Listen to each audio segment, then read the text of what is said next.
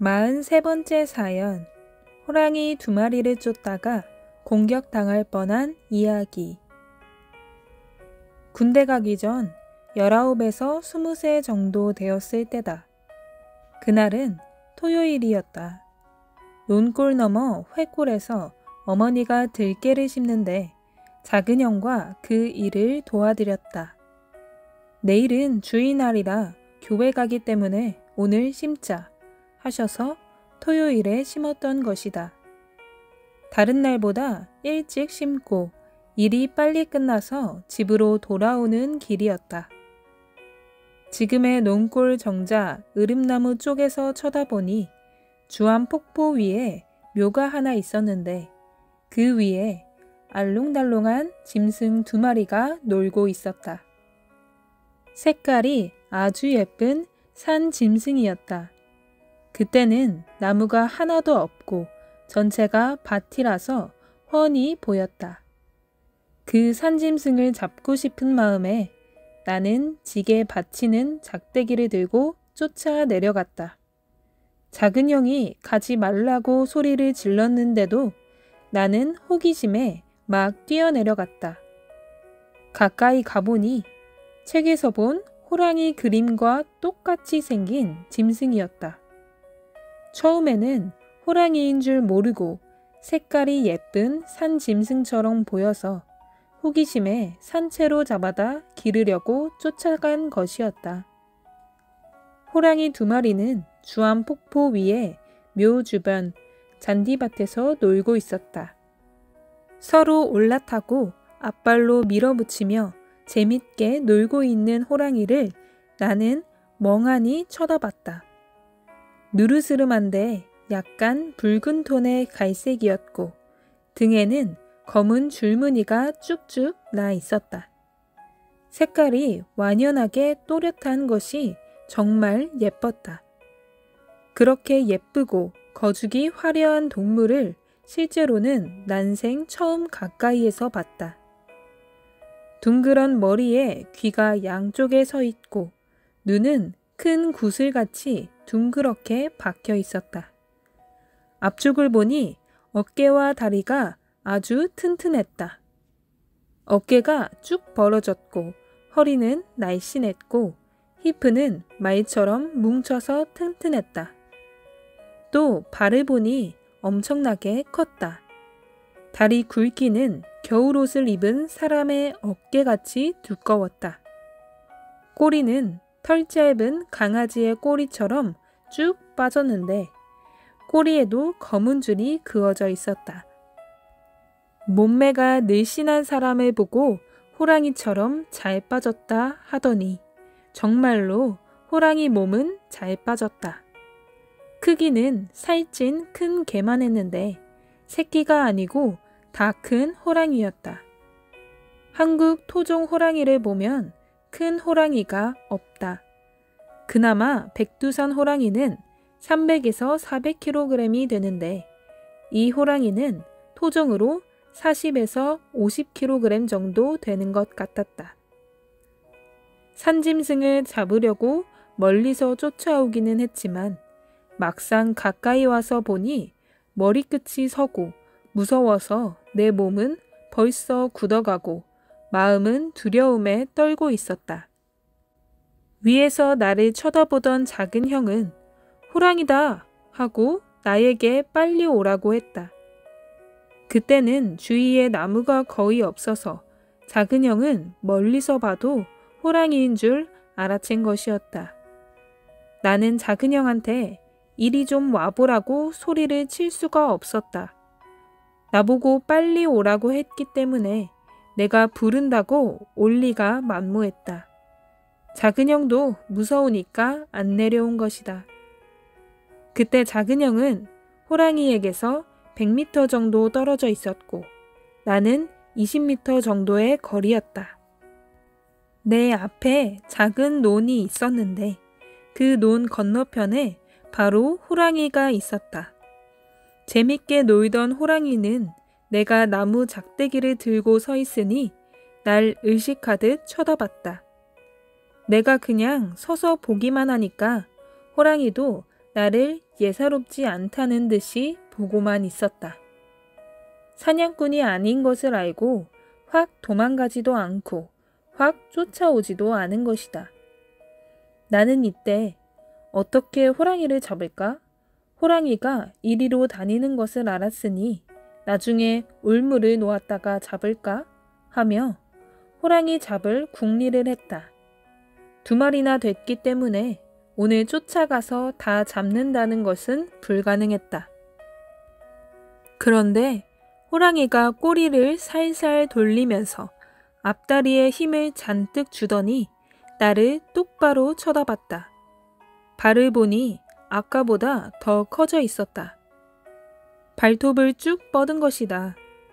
호랑이가 사람을 공격할 때는 발톱을 오므렸다가 쭉 뻗는다고 했던 말이 번뜩 생각났다. 또 소름이 끼치고 머리끝이 있는 대로 쭈뼛쭈뼛 섰다. 2마리 호랑이는 내가 작대기를 들고 한참 서 있으니 공격하려고 순간 자세를 취한 것이다. 나는 그것도 모르고 그저 나를 쳐다보는구나 생각했는데 자세히 보니 공격하려는 폼이었다. 순간 도망치려 했지만 내가 도망가면 곧 쫓아올 것만 같았다. 이때 하나님이 나를 도우셨다. 호랑이가 공격하면 나는 일순간에 물려 죽는 것이었다. 2마리나 되니 당할 수밖에 없었다.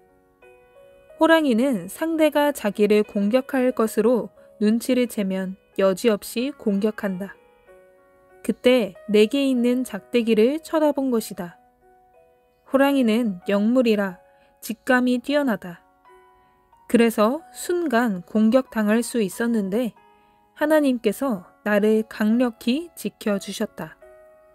나는 속으로 예수님을 부르면서 두려움에 떨며 멍하니 쳐다보기만 했다. 그때 문득 호랑이가 사람을 쳐다볼 때 같이 쳐다보면 호랑이도 계속 쳐다보고 있다. 호랑이를 안 쳐다봐야 그 순간 사람 눈을 피해 호랑이가 자리를 옮긴다. 말이 생각났다. 나는 호기심에 호랑이가 어떻게 하는지 끝까지 쳐다보고 있었던 것이다. 이런 때 작은 형이 좀 쫓아 내려오기만 해도 좋은데 내 심정을 모르고 안 내려왔다. 작은 형이 소리 지르며 내려오면 같이 도망갈 텐데 하며 계속 애간장이 타들어갔다. 나는 소리를 지르려고 해도 소리가 안 나왔다. 벌써 위축감이 들어 뇌가 굳은 것이다. 그 순간 호랑이가 상그늘을 따라 움직였다. 호랑이는 상그늘이 내리면 그림자를 따라 내려간다. 이때 2마리 호랑이는 주암폭포 바위 절벽을 뒤로하고 거꾸로 내려갔다. 이날같이 호랑이를 가까이에서 확실하게 본 날은 한 번도 없었다. 그 전으로 호랑이를 보기는 여러 번 봤지만 좀 떨어져서 보았거나 밤에 보았거나 멀리서 불빛으로만 보았다.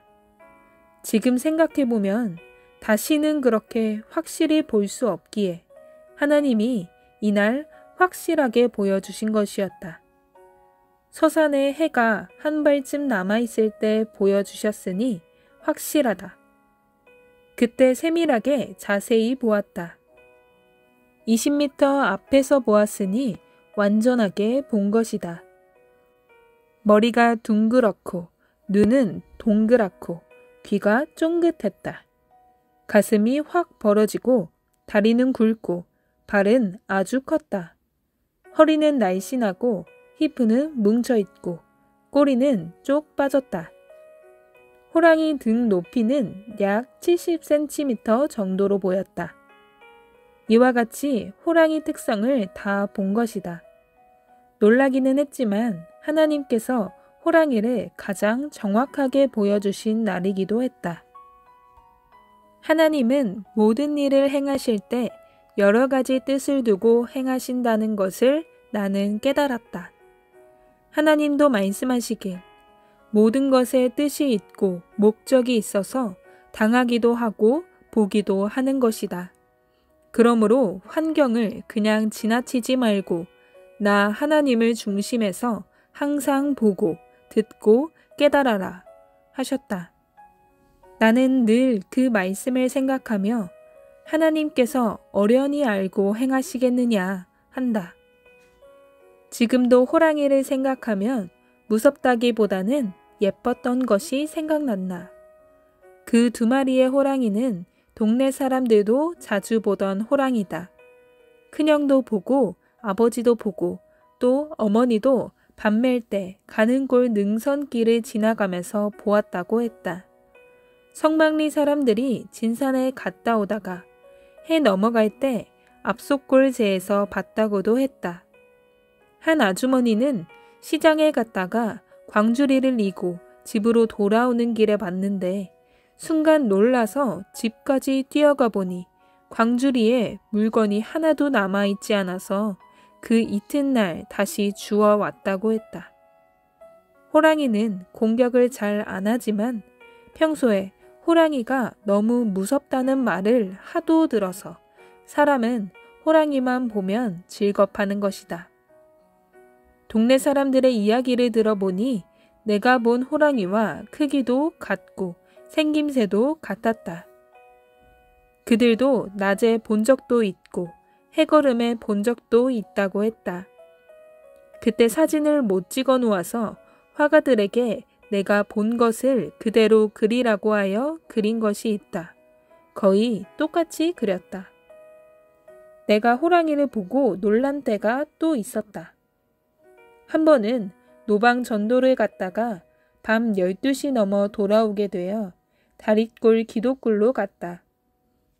거기서 기도하다가 새벽 예배 시간이 다 되어 성막리 교회로 가려고 굴에서 나왔는데 건너편 묵산리 앞산에 큰 불덩이가 보였다. 인삼 캐가는 도적놈인가? 하고 나는 플래시를 켜서 뱅뱅 돌리며 불을 비췄다. 그러고 나서 새벽 예배 드리러 가고 있는데 10분도 안 돼서 아까 보았던 불덩이가 내 앞에 와 있었다. 자세히 보니 호랑이가 눈에 불을 켜고 앉아있는 모습이 보였다. 어머니가 늘 말씀하시던 그 호랑이 불이 틀림없구나 하고 깜짝 놀랐다. 충격을 받아 순간 말도 안 나오고 두려움에 정신이 없어졌다. 눈에 불을 켠 호랑이가 비키지 않고 앞을 가로막고 있으니 교회로 갈 수도 없고 너무 무서웠다. 소리를 질러도 소리가 안 나왔다. 이때 눈을 감고 하나님, 성자, 성령님을 부르면서 기도했다. 그리고 인삼 도적으로 오해하고 불을 깜빡거린 것에 대해 잘못했다고 호랑이한테도 말했다. 눈을 떠보니 호랑이가 없어졌다. 나는 비 맞은 듯 온몸이 땀에 흠뻑 젖어 있었다. 그제야 숨을 몰아쉬고 다시 새벽 예배 드리러 교회로 갔다. 잔디광장 길로 다 와서 쳐다보니 멀리 감란산 쪽에 호랑이 불이 지나가고 있었다. 알고 보니 이 수놈 호랑이는 내가 플래시 불을 켰다 껐다 하며 흔드니까 앞놈 호랑이가 신호 보내는 줄 알고 쫓아왔던 것이다. 어른들의 말을 들어보면 앞놈 호랑이는 수놈에게 신호할 때 불을 깜빡깜빡하고 수놈 호랑이는 계속 불을 켜고 다닌다고 했다. 이날 갑자기 다가온 호랑이를 보고 물 한 바가지를 부은 것 같이 땀이 줄줄 흘렀다. 사람에게 죽음의 공포가 올 때 식은땀을 흘리다 죽을 수도 있겠구나 라고 생각했다. 사람이 놀라면 심장이 순간 마비되어 죽기도 하는데 이날 새벽에 하나님이 나를 도우셔서 심장마비 안 나고 살게 해 주신 것이다. 이때는 1960년대라 한국에도 호랑이가 많을 때다. 호랑이를 봤다고 해도 신기하게 생각하지 않았다. 산속에 사는 사람들은 자주 봤기 때문이다. 밤마다 호랑이가 감람산 정상이나 높은 산을 지날 때면 파란 등불을 잡고 가는 것 같이 보인다. 호랑이는 눈이 크고 눈빛도 강해 밤에 보면 축구공만한 불빛이 새파랗게 보인다. 개오지의 불빛도 그리 크다. 그에 비해 고양이나 다른 짐승들은 촛불같이 보인다. 이날 주안폭포 쪽에서 나는 호랑이 2마리에게 공격당해 죽을 수 있었는데 하나님이 살려주셨다. 호랑이를 잡으러 나무 막대기를 가지고 쫓아가다니 그렇게 어리석은 일을 한 것이다. 호기심 때문에 사람이 죽는 일을 한다. 또 사람이 한 가지만 생각하고 했다가는 죽는 길로 가게 된다. 이것을 함으로 다른 문제가 일어난다는 것을 반드시 깨달아야 한다. 나는 이 교훈과 계시를 실체로 받고서 확인하고 행한다고 행해왔지만 어느 때는 환경 따라 또 이런 처지에 놓일 때가 있고 무지 속에 당할 때도 많았다. 하지만 하나님이 나와 함께 하시고 성령이 나와 함께 하셔서 죽음의 위기를 넘기게 해주셨다. 이날도 내가 미련하게 호랑이를 확 쫓아가지 않게 해주셔서 살았다. 하나님이 나를 붙잡고 또 호랑이를 통해 내게 경고를 주어 더 이상 못 쫓아가게 하신 것이다. 그래서 안 쫓아갔지. 안 그랬으면 미련하게 확 쫓아가서 공격을 당해 일순간에 죽었다. 사람이 호기심에 죽고 미련하여 죽고 욕심부리다 죽고 몰라서 죽음이 닥칠 때가 많다. 이날도 몰라서 죽을 뻔한 날이었다. 그 광경이 50여 년이 지났는데도 선연하다.